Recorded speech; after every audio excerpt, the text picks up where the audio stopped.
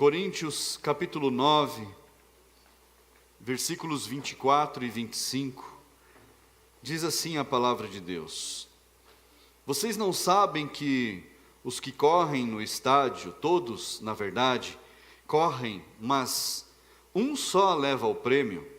Corram de tal maneira que ganhem o prêmio.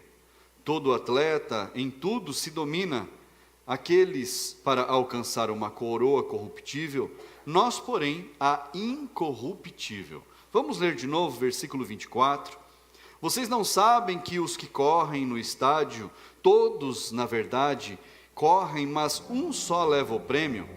Corram de tal maneira que ganhem o prêmio. Todo atleta em tudo se domina, aqueles para alcançar uma coroa corruptível, nós, porém, a incorruptível. Feche teus olhos, vamos falar com Deus. Senhor, meu Deus e Pai, essa é a Tua palavra, meu Deus. Fala, Senhor, aos nossos corações nesta hora. Fala, meu Deus, a cada vida, aos que estão aqui, aqueles, meu Deus, que nos acompanham pela live. Senhor, que a Tua palavra, meu Deus, venha nos impactar e, meu Deus, transformar os nossos corações conforme, meu Deus, a Tua vontade, conforme aquilo que o Senhor, meu Deus, já ordenou e designou através dessa palavra, Pai. Em nome de Jesus, usa-me, ó Deus, como um instrumento nas Tuas mãos para falar daquilo que o Senhor quer falar ao Teu povo, Pai. Em nome de Jesus, amém. Diga amém, igreja. Assente-se no seu lugar. Graças a Deus. Nós estamos vendo os Jogos Olímpicos acontecendo, né? Eu acho que não acabou ainda. Acabou? Não, né? Acredito que não teve o encerramento ainda. E nós vemos diversas provas acontecendo. E a última prova dos Jogos Olímpicos é a maratona. Quem já ouviu falar da maratona? A maratona se tornou um termo para pessoas que assistem séries na televisão, nos streamings. A maratona, as pessoas falam, eu vou maratonar. O que ela vai fazer? Ela vai assistir um monte de uma vez, numa sequência.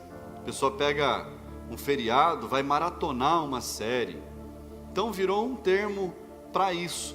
Mas a maratona, ela é a prova mais longa das Olimpíadas. E a maratona, ela vem de uma história, de uma lenda, na verdade, que são duas lendas que se fundem em uma, do exército de Atenas, que estava tendo uma luta, uma batalha em Maratona, lugar chamado Maratona. E ali, eles haviam combinado com as suas esposas, aqueles guerreiros haviam combinado com as suas famílias, que eles estavam indo para a batalha. Mas se até determinado horário, se em 24 horas, um dia completo, eles não recebessem a notícia da vitória, que aquelas mulheres matassem os seus filhos e depois tirassem as suas próprias vidas, para que elas não sofressem nas mãos do inimigo. Só que a batalha, aquela campanha de batalha ali, ela ultrapassou o tempo que aqueles guerreiros achavam que seria o tempo da batalha. E eles venceram a guerra, venceram aquela batalha. Só que muito tempo depois, algumas horas mais tarde. E então um daqueles soldados, responsável por dar a notícia, ele teve que correr os 40 quilômetros em tempo recorde, para poder avisar as mulheres, as famílias, que não continuassem com aquele plano. Então ele teve que correr todo esse percurso muito rapidamente. E a lenda diz que ele chegou, ele deu a notícia, falou, vencemos, e caiu morto de exaustão. Essa é a lenda da maratona. E a maratona é essa corrida longa, são 42.195 metros. Poxa, pastor, não podia ser só 42 mil? Você está se importando com 195, irmãos? Depois de 42.195 você chega. Mas é uma corrida longa e ela leva algumas horas. Os homens fazem 2 horas, normalmente 2 horas e pouco. As mulheres em 3 horas. Poxa, pastor, mulher demora mais? Cada um tem um corpo diferente. E é isso que a nossa atual sociedade precisa compreender. Mas os homens fazem mais ou menos em 2 horas, um pouco mais de 2 horas, e as mulheres em cerca de 3 horas. 42 quilômetros, irmãos, é uma jornada. É longe, não é verdade? Quem aqui já correu 42 quilômetros? Mas nem andar eu andei. É longe, longe para dedéu, mas é a corrida mais longa dos Jogos Olímpicos. E nós lemos aqui num texto a respeito de jogos, a respeito de campeonatos, que pessoas elas disputam um prêmio, que elas tentam ganhar um prêmio. Essa daqui é a última prova das Olimpíadas, ela é a mais longa, a mais desgastante e a mais difícil prova de todas. É a mais difícil. É necessária uma preparação durante muito tempo. A pessoa ela se prepara há alguns anos para poder participar dessa prova. Mas é uma das provas mais esperadas, porque ela atrai a atenção por causa do número de participantes. Coisas emocionantes acontecem nessa prova, coisas lindas acontecem nessa prova.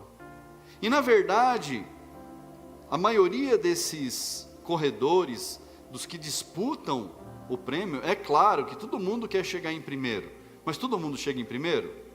Não, um só. Mas os corredores, e existe no mundo hoje cerca de 500 maratonas que acontecem em todo o mundo todo ano, cerca de 500, e as pessoas vão para essas maratonas não para pegar o primeiro prêmio, mas para poder passar pela linha de chegada. Olha só, muitos vão só para poder cruzar a linha de chegada, para vencer o seu próprio tempo do ano anterior, para melhorar a sua condição, o seu resultado do ano anterior. E tem pessoas que fazem essa prova em 6 horas, em 5 horas. Teve uma mulher paraplégica que ela fez uma maratona dessa, e ela levou 17 dias para cumprir a maratona, os 42 quilômetros. Era algo que ela estava fazendo para arrecadar fundos para uma determinada campanha. Correr uma maratona não é fácil, irmãos. Mas a maratona, ela se assemelha à nossa vida. Ela é parecida com a nossa vida. Precisa de esforço contínuo, disciplina, determinação. Quem corre a maratona precisa ter isso: esforço contínuo, disciplina e muita determinação. Tem um primo meu, que eu não vejo há muitos anos, mas eu lembro que ele ia correr a São Silvestre. A São Silvestre. E aí todo mundo ficou assim, a família toda ficou empolgada, porque, poxa vida, todo mundo queria ver ele na televisão.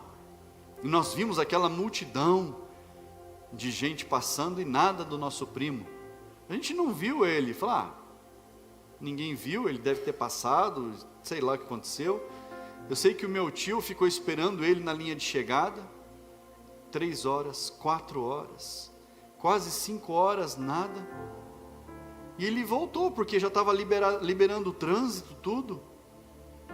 E aí, chegou perto da linha de largada, não existia celular naquela época, perto da linha de largada estava meu primo sentado no boteco.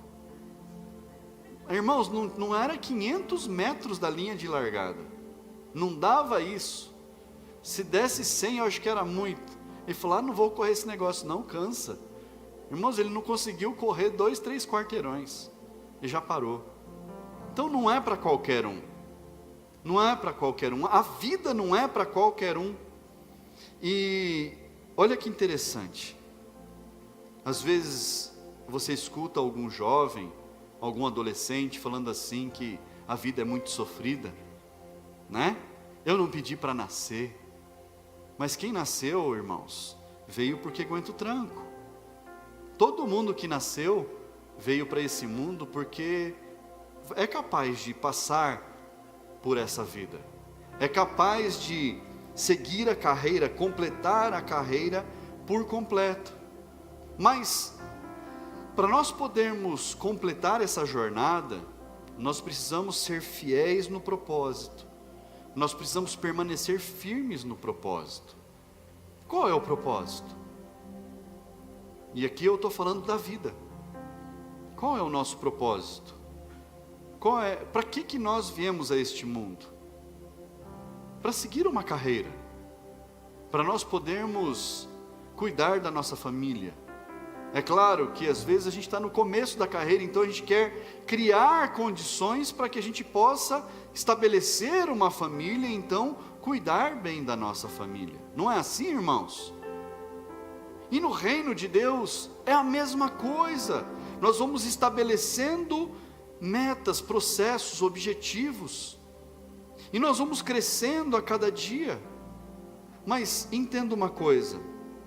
Às vezes, a gente vê pessoas ao longo da vida que elas são devagar, quase parando.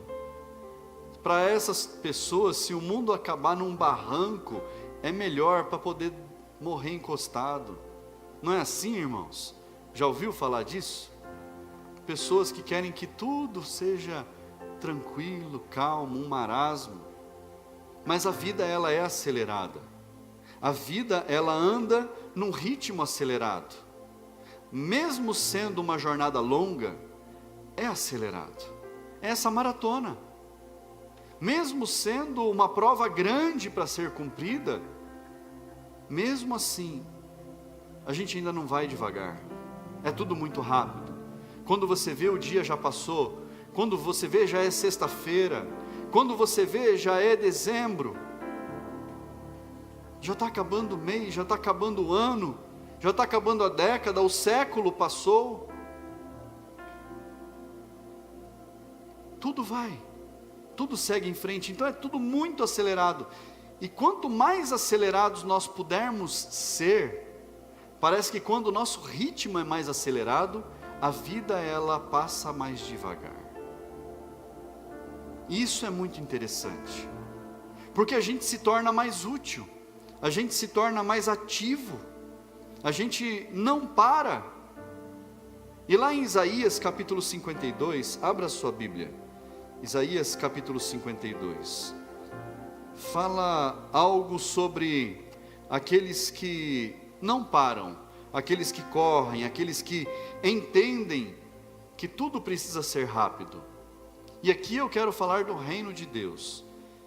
Isaías 52, 7 diz assim: quão formosos são sobre os montes os pés do que anuncia as boas novas, que faz ouvir a paz, que anuncia coisas boas, que faz ouvir a salvação, que diz a Sião: o seu Deus reina.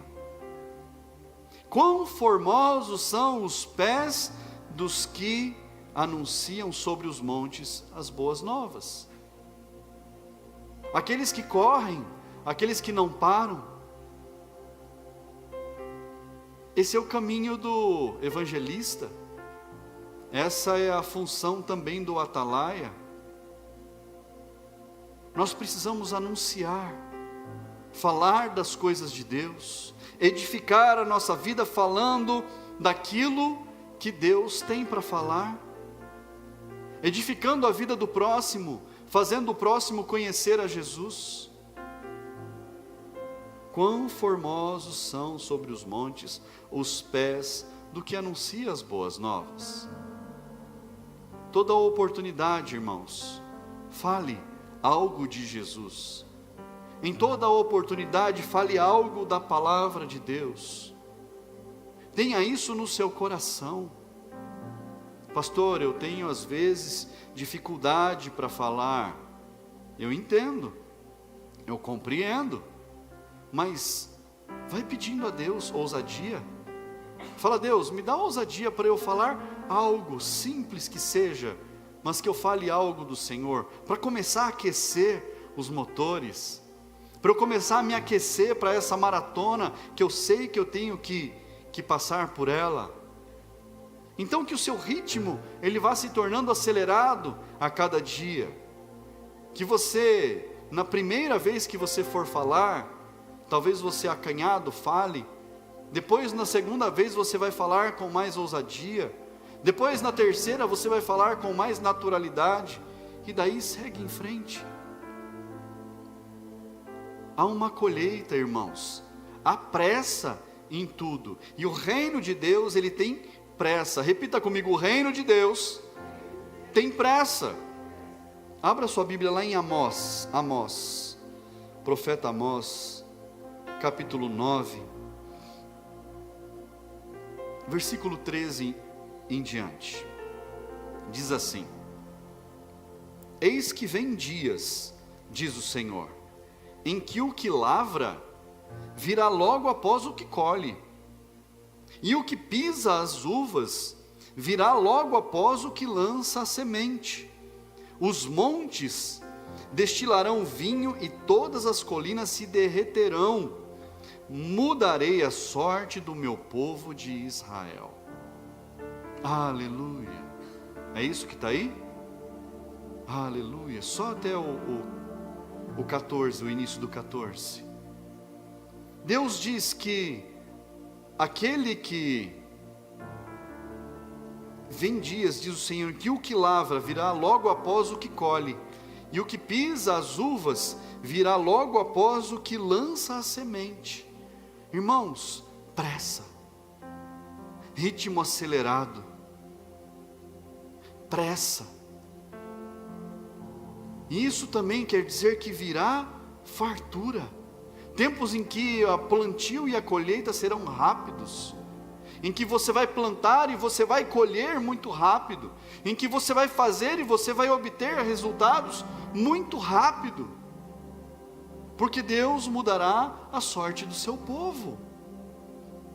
Deus vai transformar a sua sorte, vai fazer com que tudo aquilo onde você colocar as mãos tenha resultado rápido, mas você precisa colocar no seu coração: eu preciso acelerar o ritmo, eu preciso dar o meu melhor, eu preciso empenhar o meu esforço ao máximo.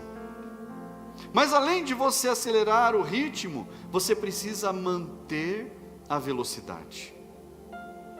E aí, manter a velocidade é você persistir no caminho, é você querer continuar andando rápido. Pastor, é tão difícil, porque a gente vai fazer um negócio, uma pessoa fala uma baboseira, a gente vai fazer outro negócio, outra pessoa se levanta, e tem as dificuldades, e tem aquele que é o ingrato que a gente encontra pelo caminho. A gente vai fazendo, vai falando de Jesus, as pessoas não querem saber, não querem ouvir falar, rejeitam a palavra. Irmãos, faça o que precisa ser feito, independente se as pessoas recebem bem ou não. Se a gente for olhar para as intempéries, para as rejeições, a gente precisa, na verdade, olhar para Jesus. O quanto Jesus foi rejeitado, levou cuspida no rosto, chicotadas, sofreu. A gente não sofre, a gente não passa por aquilo que Jesus passou. Muito pelo contrário, nós estamos num país livre, graças a Deus por isso, e nós oramos por isso. Nós continuamos orando para que o nosso país seja um país livre, para que a gente não tenha que fazer um culto, falar sobre a palavra de forma escondida. A gente é livre para falar das coisas de Deus por onde a gente vai, seja no trabalho, seja em casa, seja na casa de pessoas, seja na igreja. A gente tem liberdade. Então, no meio dessa liberdade, a gente precisa aproveitar essa liberdade, independente se as pessoas vão receber bem ou não. Abra sua Bíblia em Gálatas, capítulo 6.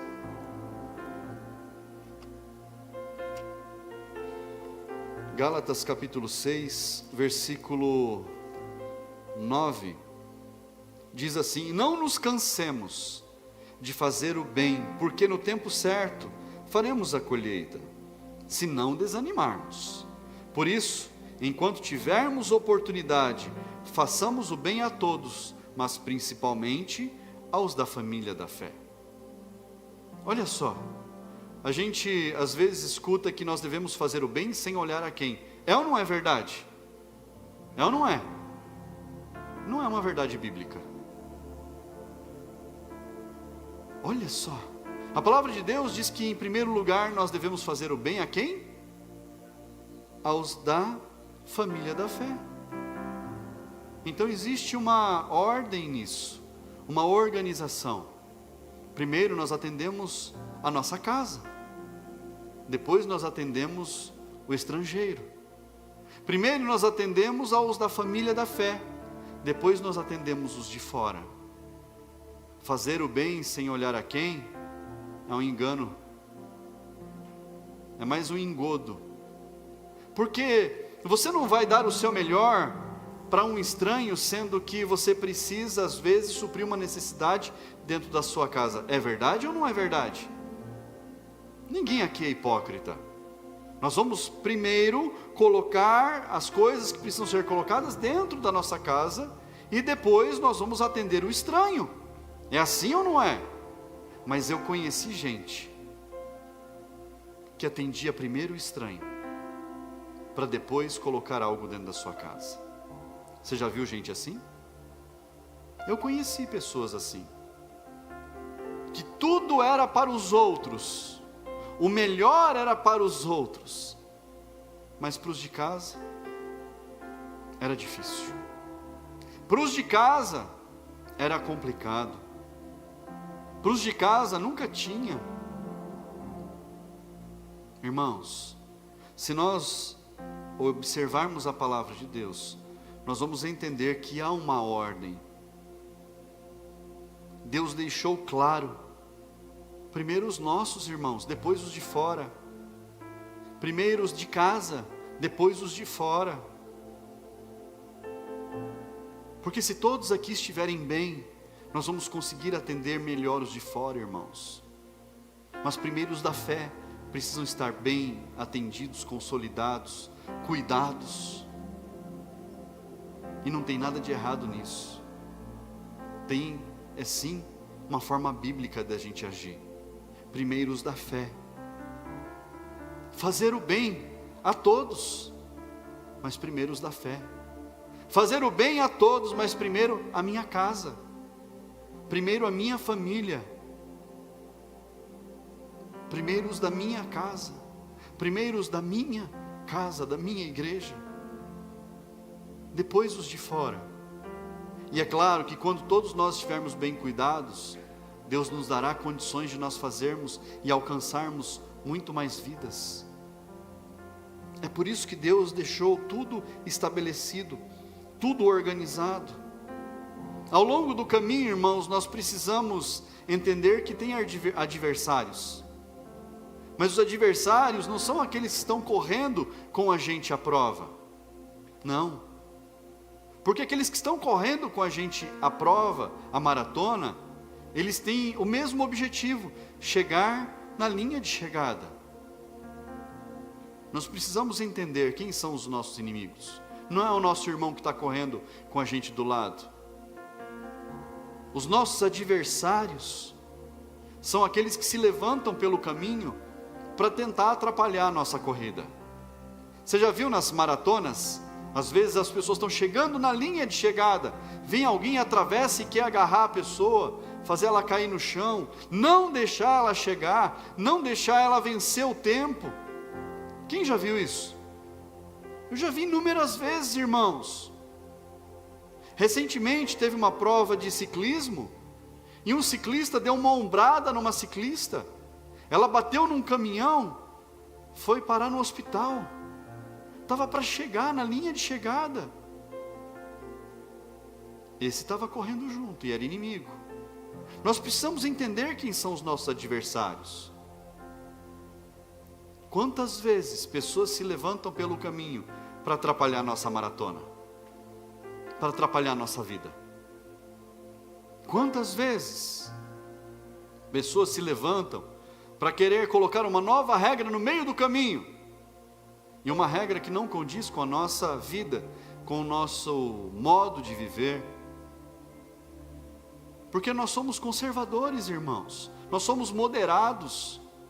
O crente é moderado, o crente é conservador, e vem coisas pelo mundo que querem nos atacar a nossa família, e nós precisamos estar de olhos abertos a isso, atentos, fazer aquilo que tiver ao nosso alcance, para desviar desses adversários, para que a gente não se enfraqueça no meio do caminho, para que a gente não desfaleça no meio do caminho, para que a gente não seja derrotado no meio da nossa corrida. Abra lá sua Bíblia, 2 Coríntios, capítulo 4. 2 Coríntios, capítulo 4. Versículo 16, diz assim: por isso, não desanimamos, pelo contrário, mesmo que o nosso ser exterior se desgaste, o nosso ser interior se renova dia a dia, porque a nossa leve e momentânea tribulação produz para nós um eterno peso de glória acima de toda comparação. Aleluia!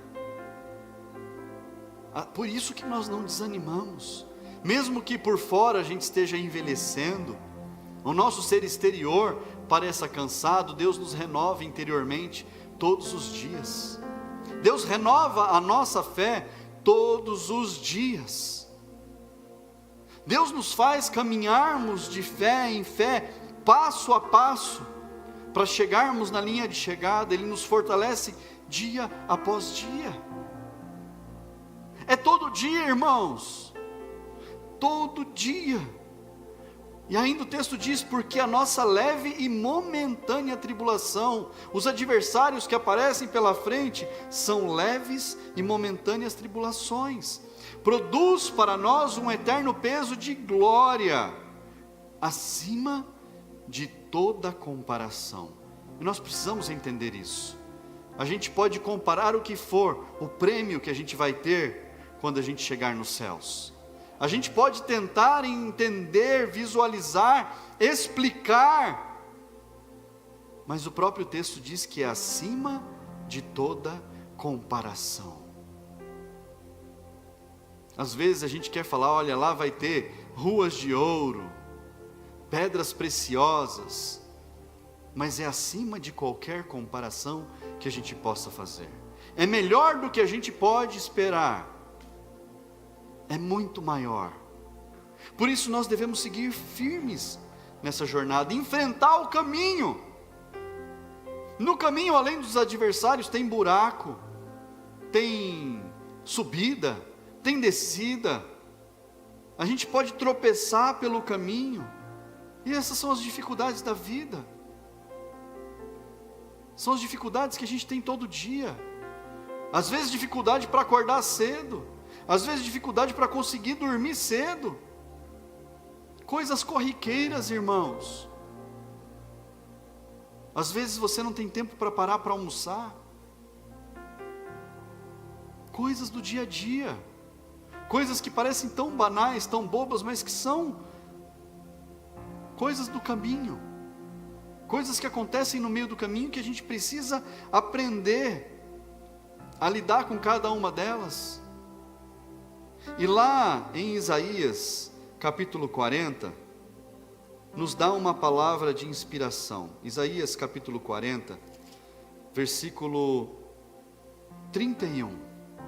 E aqui diz muito claramente qual deve ser o nosso alvo, como deve ser o nosso olhar, qual deve ser o nosso foco. Mas os que esperam, que depositam as suas esperanças no Senhor, renovam as suas forças, sobem com asas como águias, correm e não se cansam, caminham e não se fatigam. Eles não vão parar pelo caminho. Quem renova suas forças no Senhor, vai correr essa maratona, vai passar por essa vida, e não vai se desfalecer pelo caminho. vai continuar firme. E no final? Ah, pastor, no final da vida, já estou cansado, essas coisas já não são para mim. Não se engane com as coisas que o mundo diz. No final da vida é hora de acelerar. Tem gente que fala assim: eu não vejo a hora de aposentar para eu poder descansar. É um engano, irmãos. Você já viu aposentado parado? Encostado no canto? Irmãos, aposentado tem passagem de graça para viajar para onde quiser. Ele é o primeiro a entrar no ônibus. Irmãos, o banco abre às 10, às 8, o aposentado está lá na frente. Irmãos, não é só eu que vejo. Quem mais vê essas coisas? Aí você fala assim: não, a pessoa vai aposentar, ela vai descansar. Não, irmãos. Uma das coisas que eu gostava de fazer com meu avô, o pai da minha mãe, em Campinas, ele acordava 4h30 da manhã. Na verdade ele acordava 4h10 mais ou menos. 4h30 da manhã eu sentia cheiro de café. Uma das coisas que eu tenho de memória de quando eu era adolescente, era de levantar da cama quando eu sentia o cheiro do café, e eu ia sentar na mesa 4h30 da manhã com ele. E ele lendo a Bíblia dele, a voz dele era bem rouca, ele falava: senta aí, Flavinho, toma um cafezinho, come uma mandioquinha e vamos conversar. Amanhecia o dia eu ouvindo as histórias do meu avô. Irmãos, aposentado, de tempo, podia dormir até às 10? Não dorme, irmãos. Acorda mais cedo, para aproveitar mais o tempo, para acelerar. E às vezes tem gente que fica bravo com o aposentado, fala: por que não dorme? Para com isso. Está vivendo, e está vivendo bem, deixa viver, deixa aproveitar o dia. E tem que ser assim. No final, irmãos, o processo tem que ser acelerado. E tem gente que fala: ah, pastor, eu estou no fim da vida. Está nada, tem mais 20, 30, 40 anos pela frente. Tem muito pela frente ainda. É, pastor, já passei dos 50, sabe como é que é? Sabe como é que é o quê? Tem muito tempo pela frente ainda. Tem muito caminho para correr. E nós precisamos acelerar, irmãos. Acelerar no final, para conquistar o melhor prêmio. Pode ser que o corpo exterior, esteja cansado e envelhecido, mas lá dentro, a chama tem que estar ardendo. Lá dentro o fogo tem que estar queimando. Abacuque capítulo 2, versículo 2, fala algo muito interessante. Abra a sua Bíblia.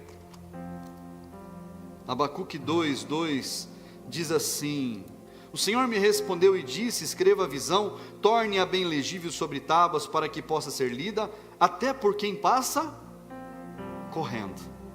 Mas eu fui atrás da versão original para poder entender mais a fundo o que isso dizia. E olha só o que diz a versão lá do original, diz assim: e o Senhor me deu uma resposta e disse: escreva a visão de uma maneira clara em pedras, seja tábuas, as tábuas eram de pedra. Então quem ler a visão vai poder ir e avançar de maneira rápida. Então a visão precisa ser clara. A sua visão precisa ser clara. Onde você quer chegar? Onde é que está a linha de chegada? Quanto você precisa correr para alcançar o prêmio? E o prêmio, irmãos, é para muitos. Todos aqueles que cruzarem a linha de chegada vão receber um prêmio. E aqui eu estou falando do reino. Aqui eu estou falando de vencer a vida.